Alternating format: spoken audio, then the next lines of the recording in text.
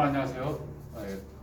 칸트스쿨 칸트 수학이 제공하는 고등수학 특강 확률과 통계 파트의 제 6강이 되겠습니다. 6강의 주제는 표준화 정규분포입니다. 네, 정규분포 드디어 정규분포 하네요. 그동안 이제 확률 변수하고 확률 함수 그리고 이항분포, 이항정리 등에 대해서 이제 확률의 논리를 통해 가지고 어떻게 이해해야 되는지를 한번 논리적으로 따져봤습니다. 자, 이제 그 확률 변수, 확률 함수, 확률 분포의 정점이죠. 가장 극대점, 꼭대기라고 할 수 있는 핵이죠. 핵이라고 할 수 있는 정규분포에 대해서 알아보도록 하겠습니다. 네, 정규분포 뭐 아이돌 스타만큼이나 수학에서 가장 유명한 모양 아닙니까? 주제이고요. 뭐 우리 이렇게 만만한 봉우리 산 모양으로 생긴 거죠. 뭐 누구는 뭐 무덤 모양으로 생겼다고도 하고 그러는데요. 수포자들 입장에서는 정말 산이 아니라 무덤같이 보이겠죠. 예, 자, 수포자가 없어지는 그날을 위하여 우리 한번 칸트 수학이 여러분과 함께 동행하겠습니다. 자, 함께 가시죠. 자, 우리 어떻게 보면 뭐 정규분포라는 말은 말도 쉽고요. 문제도 어떻게 보면 좀 단순하긴 해요. 수능 문제도 그다지 어렵지 않고요. 그래서 대부분 수험생들이 뭐 정규분포 하면은 뭐 기본적인 공식들, 뭐 표준화 공식이라든가 뭐 그다음에 Z값의 범위 내에서 그 확률을 구하는 그런 문제, 표준 정규분포표를 사용하는 방법. 이런 것을 그냥 달달 암기해가지고 이렇게 합니다. 본 강좌에서는 어떤 문제를 풀이하는 방법보다는 그리고 공식을 단순히 소개하고 뭐 증명하는 이런 것보다는 이 정규분포의 논리가 어떻게 해서 만들어지고 있는 것인지 그 논리를 한번 살짝 깊이 따라가 보도록 하겠습니다. 자, 정규분포 하면 우리가 함께 따라붙는 말이 표준화라고 해서 Z값이라고 해가지고 Z값의 공식 하면은 Z는 시그마분의 X 마이너스 뮤다 이렇게 해서 뭐 교과서에 정중앙에 정면에 나와 있는 거 아닙니까? 그래서 이거 달달 암기해가지고 이제 문제 푸는데 사용하는 구구단 같은 공식이에요. 자, 그러면 우리 이게 어떻게 나와 있는지 우리는 한번 논리적으로 이해를 해봐야 돼요. 원래 이제 우리는 표준화 하면 제 값을 구한다라고 하면은 이건 정규분포와 관련된 문제구나라고만 생각을 하는데요. 원래 이 표준화라는 거는 통계에서 데이터의 그 어떤 특성을 데이터의 집단과 집단 사이에 데이터에서 나타나는 수치들, 통계치들이죠.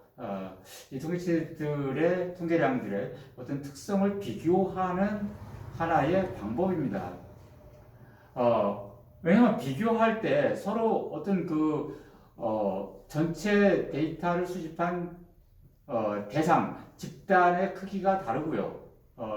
그리고 단위도 다르고, 그럴 때 그것을 그냥 기계적으로 비교를 했을 때 그 특성을 객관적으로 알아내기가 힘들죠. 왜곡되는 그런 특성의 비교가 왜곡되는 그런 결과를 초래하는 경우가 상당히 많습니다. 그래서 이 통계에서는 그런 것을 피하기 위해서 뭔가 객관화된 비교치를 계산해내는 그 수단으로서 표준화라는 전략을 구사하게 됩니다. 그러면 이 표준화를 어떻게 하는 건지 한번 왜 해야 되는지 한번 간단한 사례를 통해서 한번 알아보도록 하겠어요. 아주 쉬운 사례로 어느 학급에 있어서 총 학급 수가 뭐 10명이다, 20명이다, 100명이다 아니면 전체 학교 뭐 아니면 대한민국 전체 고등학생 수 뭐 이렇게 해도 상관이 없어요. 단지 이제 계산의 편의를 위해서 아주 그 스몰 사이즈로 한번 대상 집단을, 그러니까 우리가 데이터를 수집할 대상 집단을 최소화시켜 보도록 하겠습니다. 대상 집단이 10명의 학생이 있는데 그 10명의 학생의 각각의 어떤 시험에 있어서의 수학과 영어 점수가 다음과 같이 나타났습니다. 10명의 학생을 쭉 제시하면 좋겠는데 뭐 여기서는 그 강의의 효율성을 위해서 10명의 학생의 점수를 수학과 영어 일일이 나열하지 않도록 하겠습니다. 그 10명의 학생 중에서 첫 번째 학생인 철수가 얻은 점수는 수학이 100점, 영어가 50점입니다. 그리고 영이라는 학생이 얻은 점수는 수학이 42점, 수포자인 과목입니다. 영어가 100점입니다. 아주 서로 둘이서 상극의 정반대의 어떤 그 특성을 보여주고 있죠. 그러면 우리가 단순 합산하면은 이 철수와 영이만 비교했을 때요. 단순 합산하면은 뭐 평균으로 계산해도 되고요.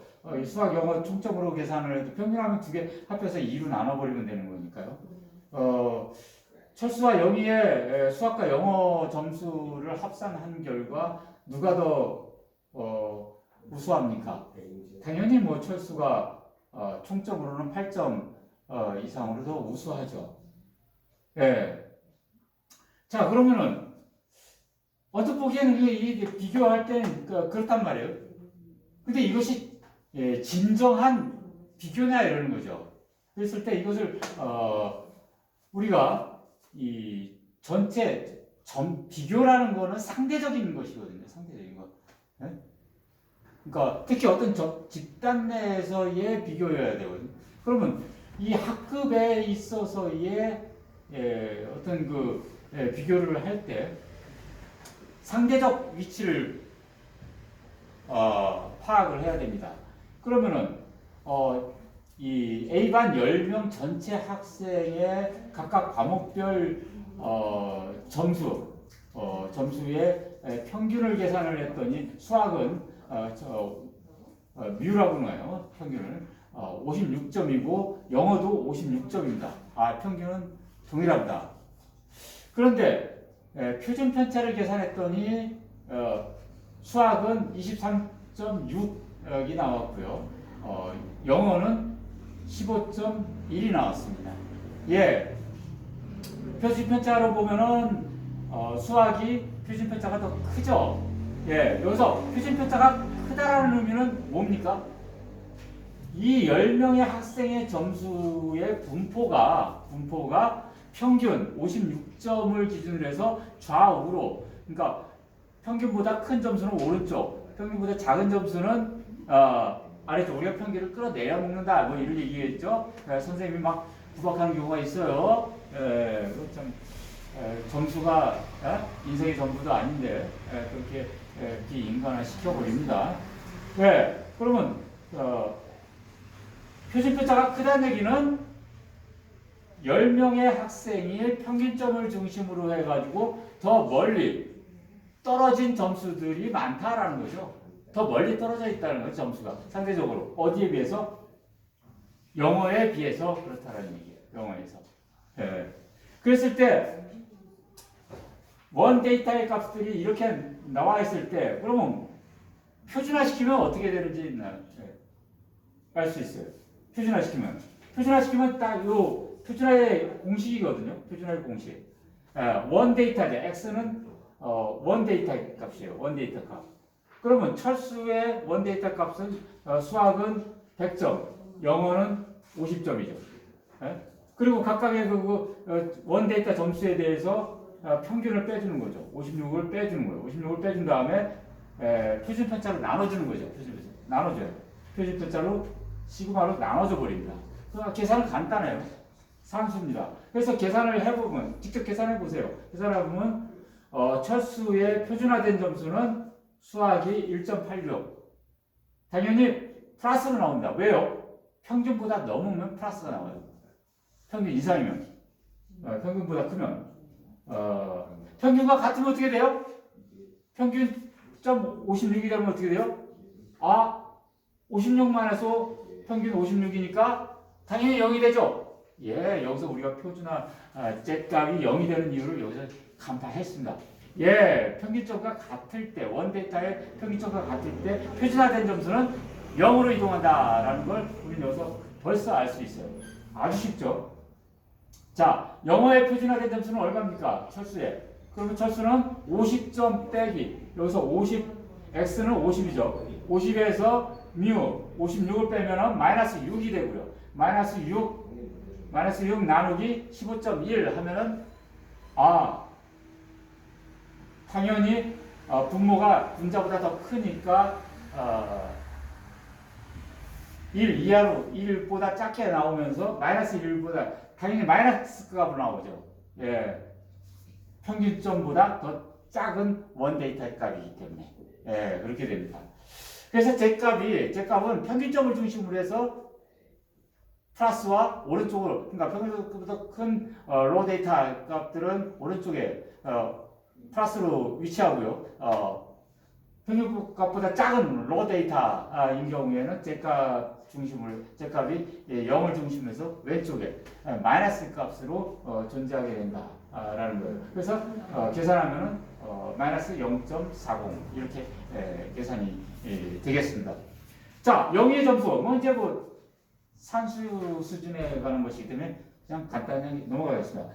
공식에 그대로 적용하면요, 영의 수학의 점수 42점은 표준화하면은 당연히 음수가 나오죠. 마이너스 0.59. 영어는 100점이 표준화되면은 2.91 이렇게 나옵니다. 자, 표준화했더니 어떻게 돼요? 둘 다 철수는 수학 100점이다. 영희는 영어 100점이다. 라고 해가지고 나 100점 맞았어. 또 빵빠레 울렸는데요. 자, 100점의 크기가 다르죠. 크게 위치가 달라요. 100점의 위치가. 100점의 위치는 철수의 표준화된 점은 1.86이고 영어의 표준화된 점수는 2.91로서 표준 점수가 더 큰 겁니다. 이 표준 점수가 더 높다는 얘기는 뭐예요? 전체 학생 수, 그러니까 시험을 같이 본 우리가 조사 대상의 학생 수 10명이든 100명이든 아니면 우리가 수능 시험 같은 경우는 몇십만 명 이렇게 되겠죠. 네? 이런 경우에 표준화된 점수에 있어서의 이 표준화 점수가 더 높다라는 얘기는 뭐예요? 전체 그 과목을 본 학생 중에서 상대적 위치가 더 높다라는 거예요. 예, 더 높다라는 거예요. 즉 상위 등수로 더 올라간다는 얘기예요. 예, 예. 이렇게 묻는 학생이 있어요. 100점인데요. 어떻게 등수 차이가 나요? 상대적일 때는 그 비중을 얘기하는 거예요. 비중. 예. 여러분들 그 수능 시험을 보면은 우리가 수학 같은 경우 그 문과 선택 과목인 확률과 통계, 그 다음에 이과 선택 과목인 미적분, 그 다음에 기하 벡터 이런 것들이 표준화된 점수로 전환이 되죠. 그래가지고 이과생이 더 유리하다. 그래가지고 이과가 높은 점수를 표준화된 점수를 받아가지고 그걸 무기화해가지고 대학 입시에서 문과의 계열의 학과에 문과 계열의 원서를 내가지고 문과생들을 제치고 합격하는, 즉 문과 계열에 대한 이과 학생들의 침공이다 이래가지고 굉장히 지금 이건 불공평한 거 아니냐 그래가지고 논란이 있대죠. 문과 학생들 특히 불만을 많이 갖고 있고요. 그런데 그 근거는 상당히 이런 어떤 수학적인 논리, 과학적인 논리에 의해서 만들어지는 것이에요. 그러니까 어떻게 보면 간단히 보면 확률과 통계라는 선택 과목의 표준화 점수의 최고점부터가 미적분의 표준화 점수의 최고점보다 낮은 거예요. 그 때문에 미적분이 더 유리하다 이렇게 되는 거예요. 미적분이 더 표준화 점수가 높다라는 얘기는 뭐예요? 시그마가 작다라는 얘기예요. 시그마가 작다라는 거예요. 시그마가 작아야 돼요. 시그마가 작으면 당연히 표준화 점수는 커지잖아요. 네? 표준편차가 작아야 돼요. 표준편차가 작다는 얘기 뭐예요? 더 평균점을 중심으로 해서 더 학생들이 많이 몰린다. 평균점에서 멀리 떨어지지 않게 촘촘하게 몰린다. 즉 경쟁이 치열하다라는 걸 얘기합니다. 예. 미적분이 확률과 통계보다 더 경쟁이 치열하다 이런 거를 사실상 의미하는 것입니다. 그리고 위가 커야 되죠. 물론 자기 로 데이터가 커지면 돼요. 로 데이터가 커지면 돼요. 근데 평균이 또 작아지면 어떻게 돼요? Z값은 커지죠. Z값은 커져요. 그죠?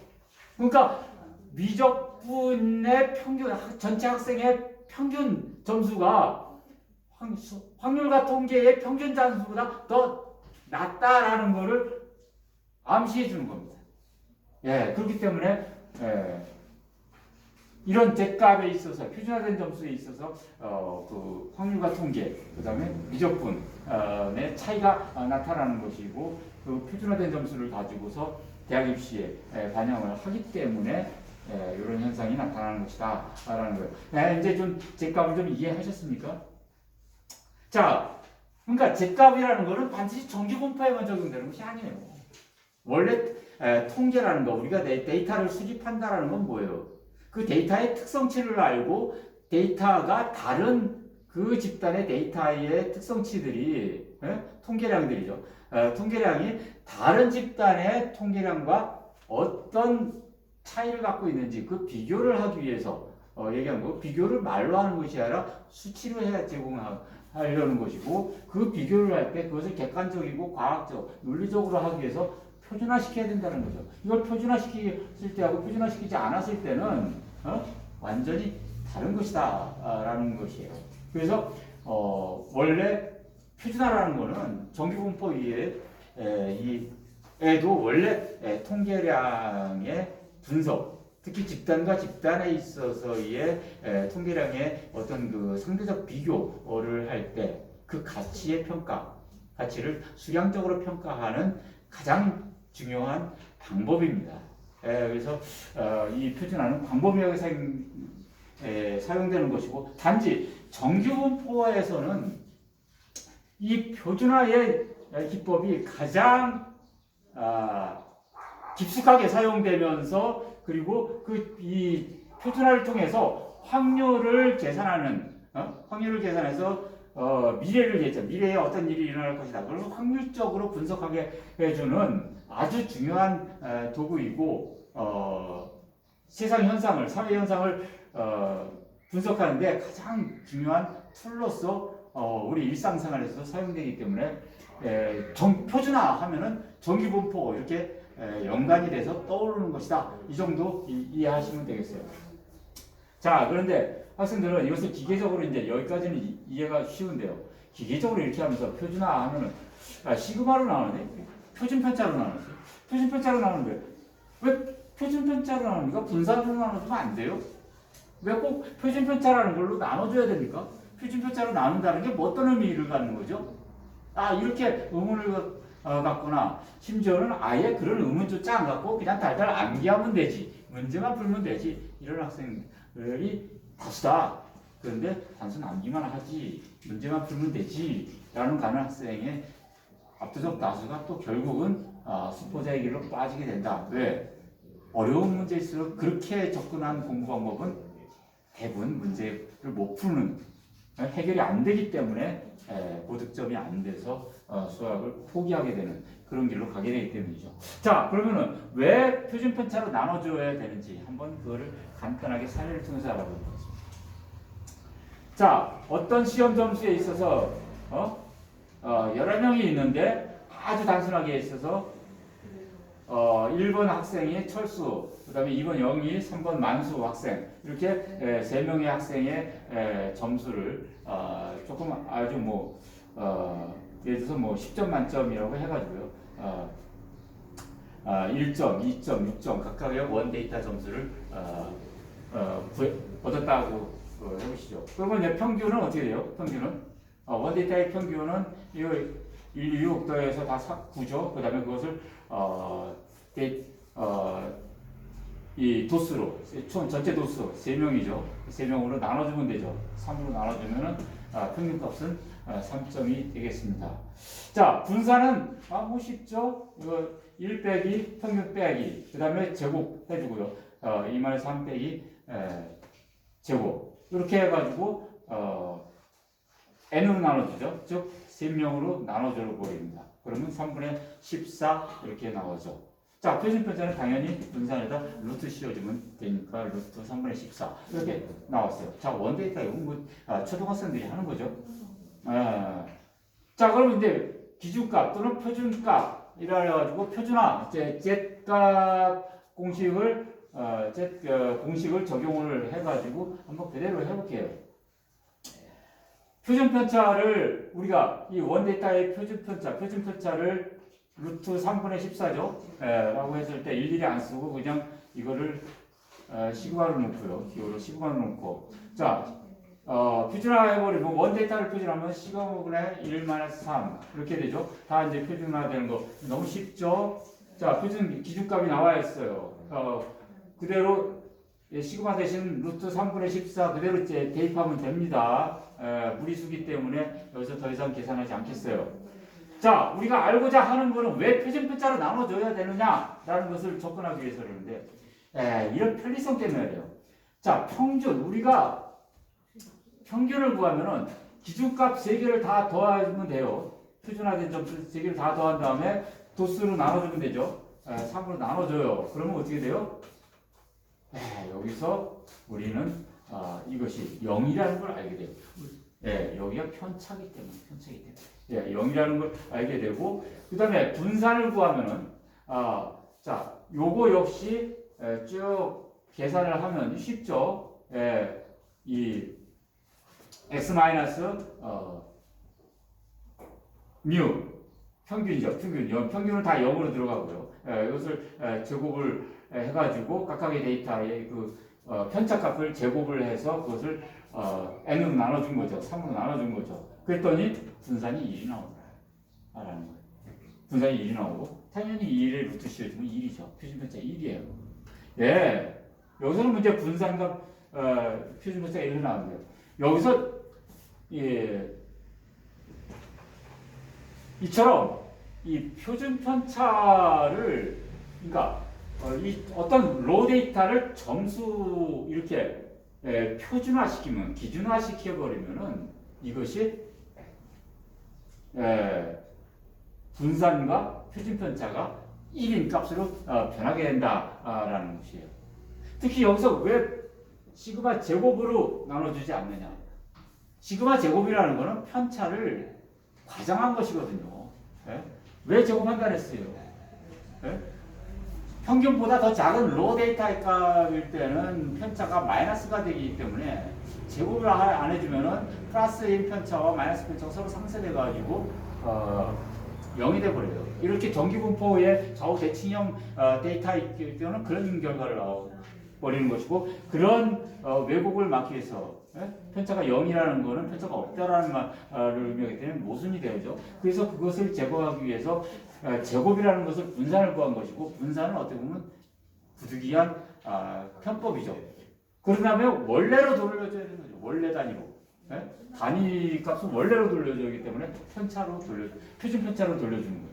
그래서 표준 편차로 돌려줘서 그것으로 나눠주는 거죠. 자, 표준 편차로 나눠준다라는 거. 나눠줘요. 그래서 우리가 이 Z값을 구하게 된다라는 것이죠. 그러니까 과장된 부분, 과장된 편차의 크기를 줄여주고 해서 표준화된 값으로 만든다라는 것이고, 그래서 이런 표준화의 기법을 이제 정기분포에다 적용하는 것인데, 정기분포라는 것은 우리가 이러한 종 모양의 분포 형태를 말하겠습니다. 그래서 이제 왜 우리가 이 표준화의 기법을 정기분포에다가 적용하게 되는지, 그것을 표준화와 정기분포의 관계를 한번 이 다음 시간에 알아보도록 하겠습니다. 감사합니다.